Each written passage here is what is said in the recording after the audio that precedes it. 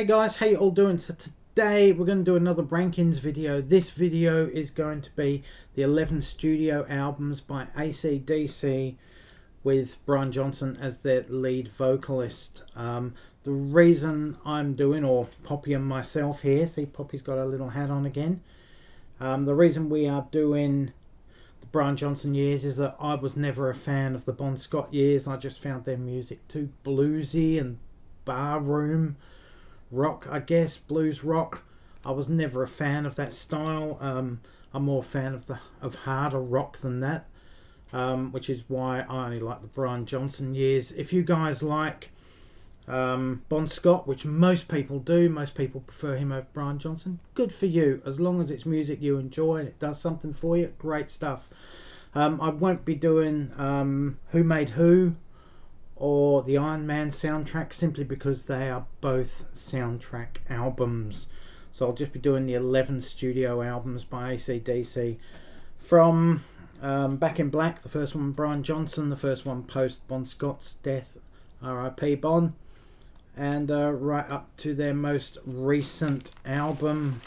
So alright, it's pretty hard to talk about AC/DC simply because they have two sounds. They have that blues rock sound of oh, she's taken her hat off. That blues rock sound of the Bon Scott years, and the hard rock sound. There's just two sounds, and that's all you get with AC/DC. So I'm going to be saying a few phrases more than once, and it's going to sound quite repetitive, but that's the sound and style of AC/DC. Anyway, let's get on with it. My ranking's going to be totally different from yours and from everyone else, because everyone has their own opinion. So let's get on to it without further ado. I've waffled on for 2 minutes now, so let's get on to it. My least favourite album of AC/DC under the Brian Johnson years, even though I do like the album.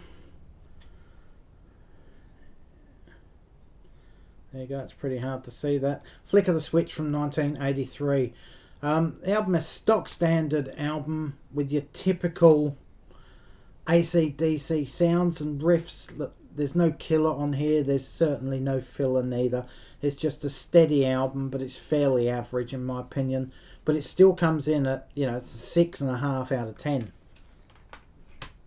Number 10 on my list, I have 1995's Ball Breaker, produced by Rick Rubin. To be honest, I'm not really a fan of Rick Rubin. I think he stifles a lot of artists and their sounds when he produces them.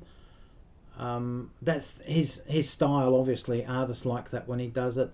I do think the American recording albums by Johnny Cash were absolutely fabulous, but that's pretty much it in my opinion.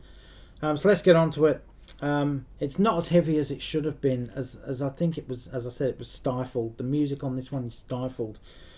Sounds sterile, muted at times, but again, there's no filler on here, and again, there's no great tracks. Hard as a Rock is a really good song though. Love Bomb, Caught with Your Pants Down, Whiskey on the Rocks, and the title track, really good songs. They're just not great AC/DC songs. This one comes in at 6.5 out of 10 also. Number 9 on my list, I have their most recent album, Power Up, from 2020. It's the first album that doesn't include their founding member Malcolm Young, who is Angus Young's older brother, playing on this. There are, however, leftover riffs that he had recorded prior to his death and while he could still play. So yeah, they've just adapted them, put them written songs around these riffs, which is good. It pays homage to him, basically, this album. Again, it's typical cliched. Bye-bye, Poppy. It's typical cliched, stereotypical AC/DC fare. An AC/DC album is an AC/DC album. There's no if, buts, or maybes. You either like them or you don't. And this is just typical of that. It's a solid album, and it comes in at 7 out of 10. Oh, sorry, favourite tracks on here would be Demon Fire, Shot in the Dark, and Through the Mists of Time. Look, they're not great songs. It's just a stock standard album. At number 7, no,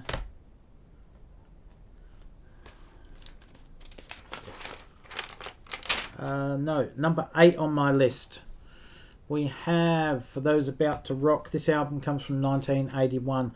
It was their follow-up album to Back in Black. Now, we all know when an artist makes an absolute cracker of an album, the follow-up is generally disappointing in one way or another. I find that with this album at times. It's a good album, but it just lacks. I think they were sort of burnt out after they did Back in Black, simply because they had the death of Bon Scott. They recorded Back in Black really quick, and then I think the mourning really started, and they were just a bit short on their mojo with this album. Again, there's nothing bad on this album. It's just a stock standard AC/DC album. 7 out of 10 from me. Favourite tracks are obviously the title track. I really like Snowballed. I don't love it. And Spellbound, I think. Evil Walks. I think they're all good songs. They're all good songs on the album. It's just that those 4 stand out to me.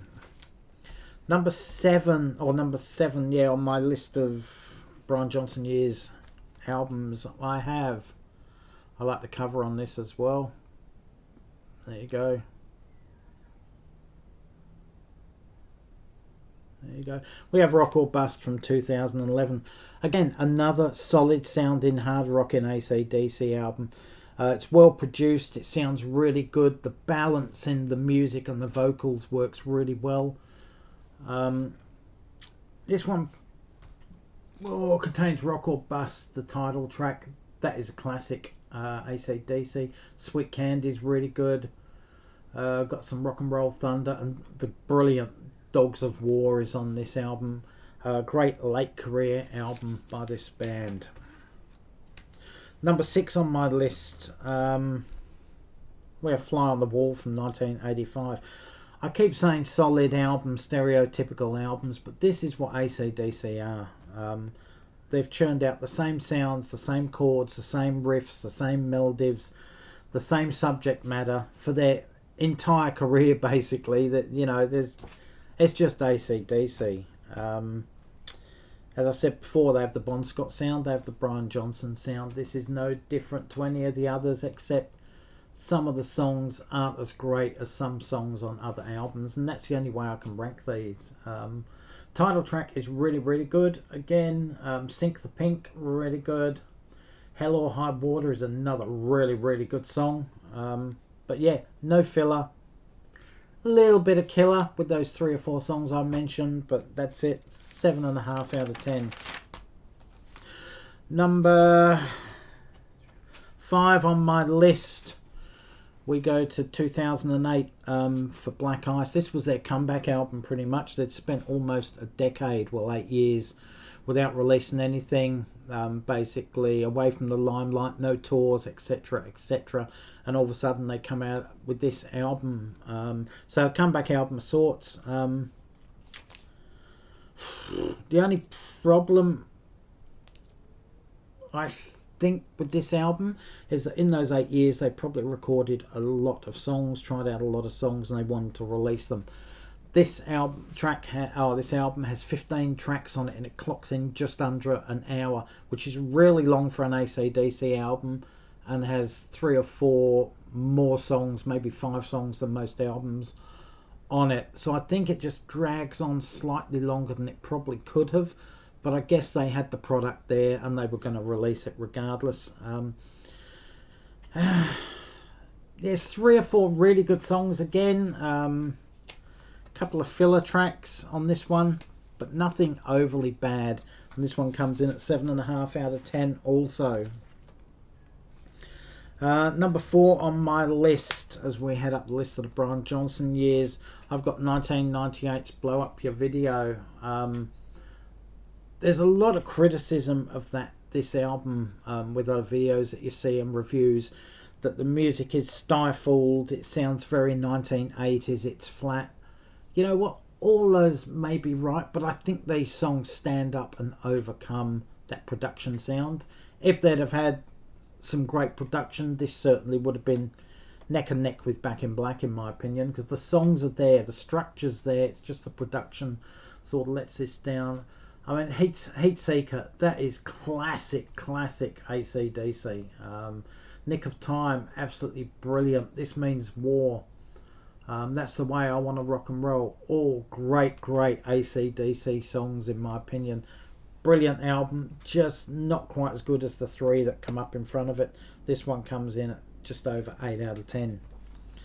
Heading down to the last three, AC/DC fans will know the last three albums that are here, obviously. Number 3, I have Stiff Upper Lip.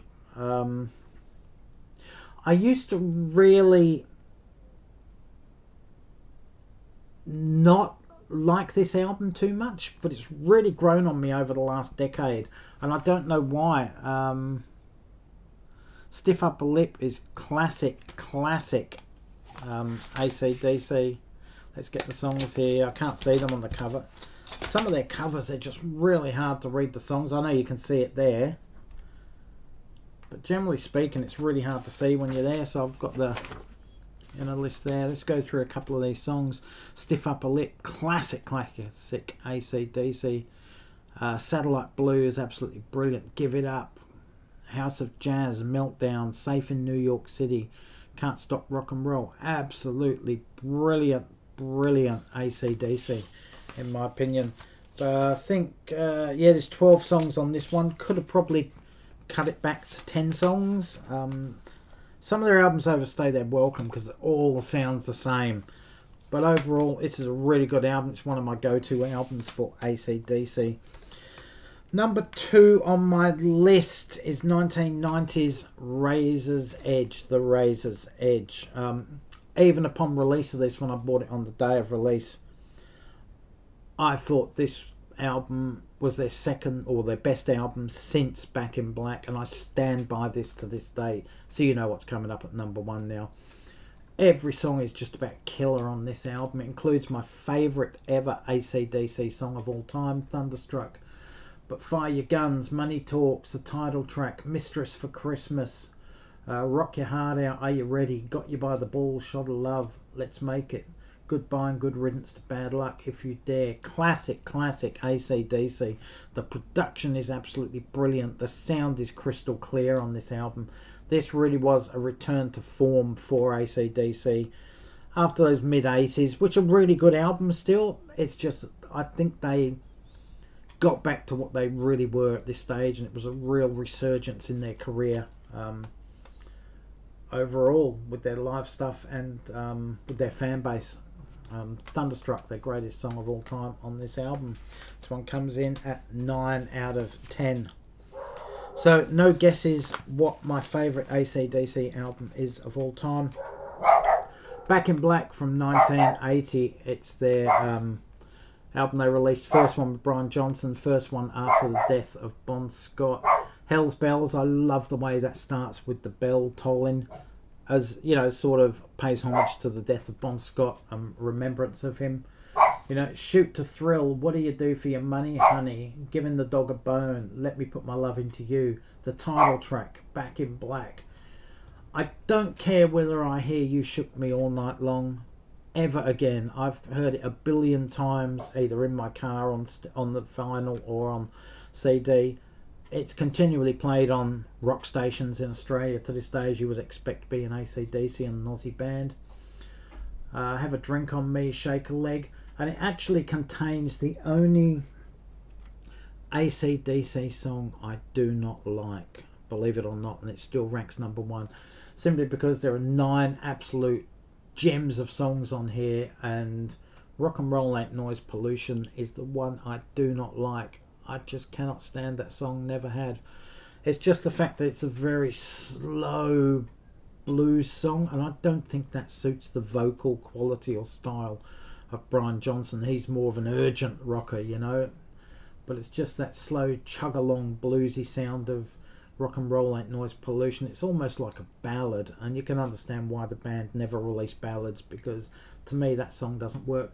But overall, apart from that song, this song still tops my list. It's actually my favourite hard rock album of all time, as is a lot of other people, because this album has sold, something like 50 million, 60 million copies worldwide since its inception and release. Absolute classic of a hard rock album. Anyone who has hard rock in their collection should own a copy of this album without a shadow of a doubt. Anyway, guys, that is my ranking of the 11 studio albums by AC/DC with Brian Johnson on lead vocals. I know a lot of you, as I said, aren't going to appreciate it because I haven't done Bon Scott or the Bon Scott albums, but I don't like them. If you want to put in the comments what you think of the Bon Scott years I should be listening to, etc., etc., feel free to do it. If your ranking is different than mine with any of these albums, if you think Back in Black is overrated, or Flick of the Switch is underrated, or the Razor's Edge is overrated, let me know in the comments below. Anyway, guys, thanks for watching. If you like what I do, give me the thumbs up, hit that subscribe button down there. On behalf of me and Poppy, stay safe, take care, all for now. Catch you around, guys. Bye.